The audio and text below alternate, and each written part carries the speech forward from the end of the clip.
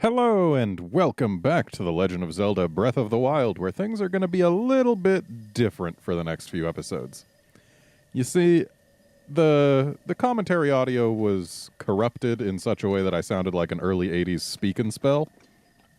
So what I've done is I've gone and re-edited the footage, and now I'm just re-recording audio while watching the footage I've edited.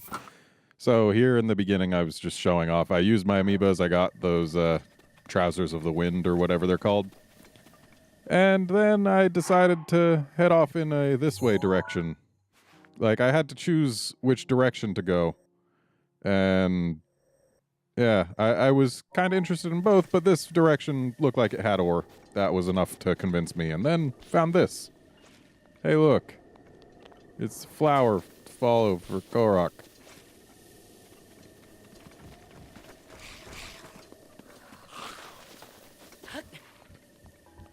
But yeah, just for an idea of what I would have sounded like, I'll put a little clip of that in. Hello, and welcome back to the Legend of Zelda Breath of the Wild. Just so you know why I felt compelled to do this editing and a re-recording of commentary audio. And I tried so hard to take a photo of that Korok so that I could track it. Doesn't work. That was not the last time I tried taking a photo of a Korok either. They don't want to let you track Koroks, which makes me sad.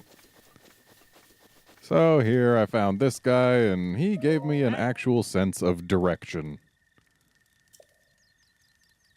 Apparently his name's Eric. Yeah, Zora's Domain. That's a place that I wanted to go, kind of.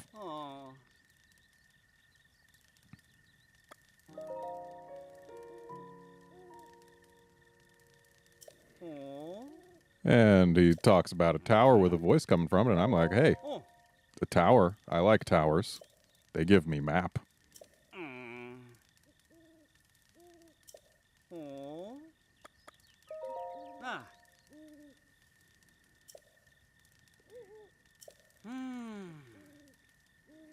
Or, get this, we could glide over it.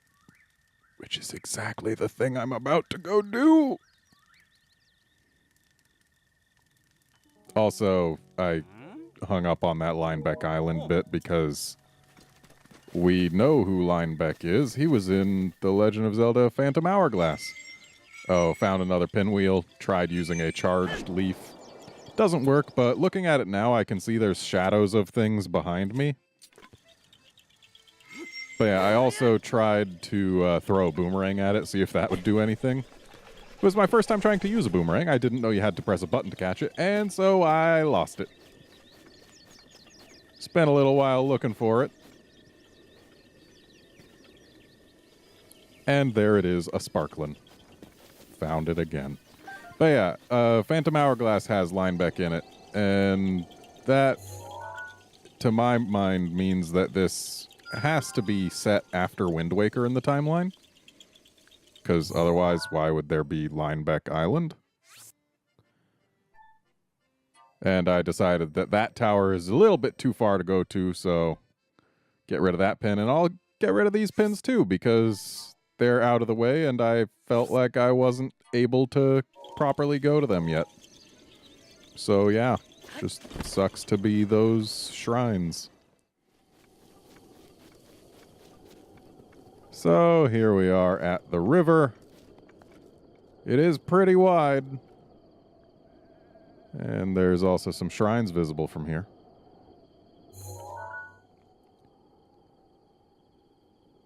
Which I should be about to put some pins in them. Yeah, there we go. So there's that shrine, and then that one over there, and then there's the tower that we want to go to. And here I noticed that there's some rain clouds over there, and you can actually see the rain coming down from them, and I thought that was a pretty cool thing. Like, yeah, when there's clouds in the distance and they are causing rain, you actually get to see that. And the fact that they've got that in-game, too, is just pretty neat. And then suddenly it starts raining over here, despite the fact that the little weather indicator there in the bottom says it's sunny. But yeah, just glide right on across the river, mostly.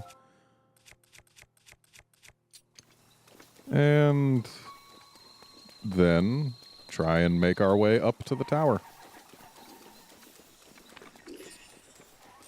I cut out most of the combat because you've seen combat before. Noticed a moblin on a little thing and noticed that there's some little tape with an X on it under the supports, or rather on the supports. So I figure, what happens if we shoot this moblin down? And that happens. It wasn't that impressive. And then I thought, hey, maybe this rock will do something. It did.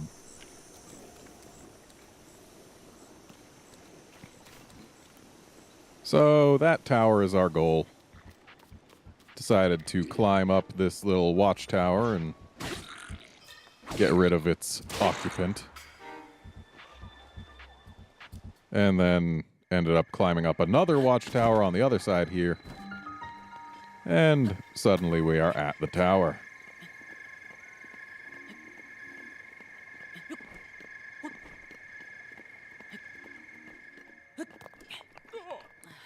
And I heard that little, "oh," so had to look around.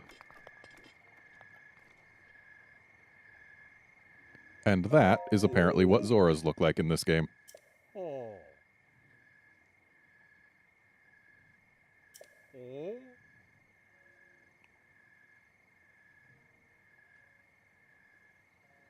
Yeah, I came here for the map, but no idea what he came here for.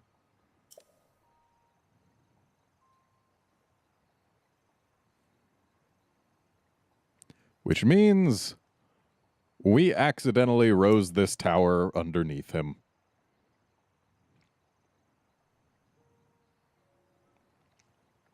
It's our fault he's stuck here.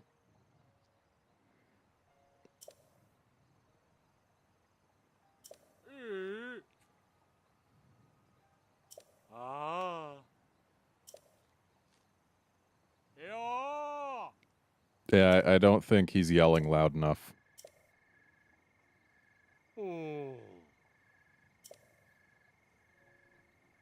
Yeah, you probably should, except for you'd probably crack your skull open.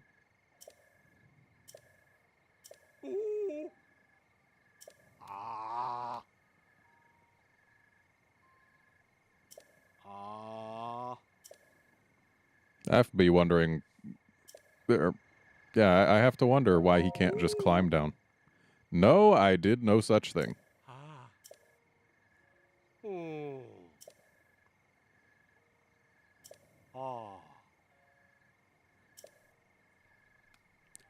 And then he tries again.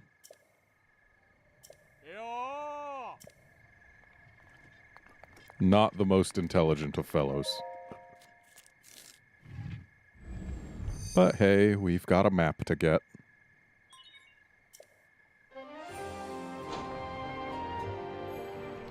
Kind of like these scenes where they show you the surroundings of the tower, because, I mean, this game is quite pretty.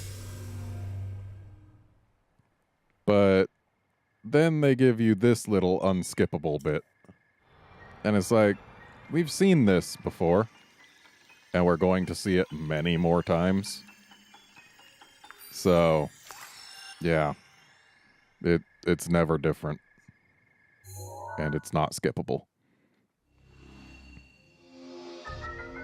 Yeah, we just got ourselves a nice big chunk of map.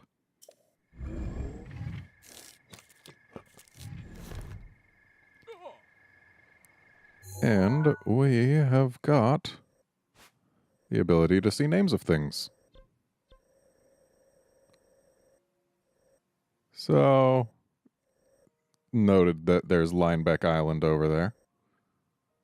Plenty of other islands. The shrines that we've tagged are actually pretty far out from where we are, and I was surprised by just how far on the map they were relative to this tower, considering that they're quite visible. But then there's that one that's right there. And then there's that one way in the distance. way in the distance if you look at the mini-map there. Then we've already tagged that one.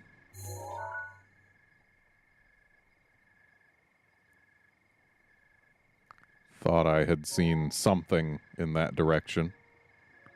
And then there's another shrine.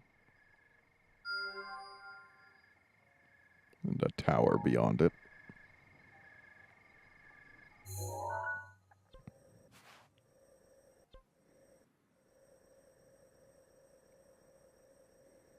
Yeah, we've put pins in a lot of rather distant objects.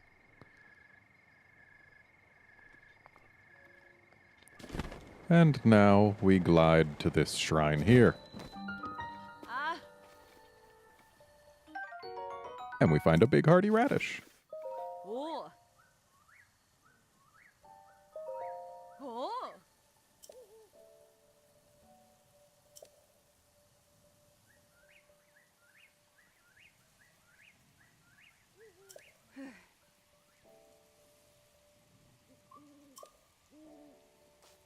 Oh.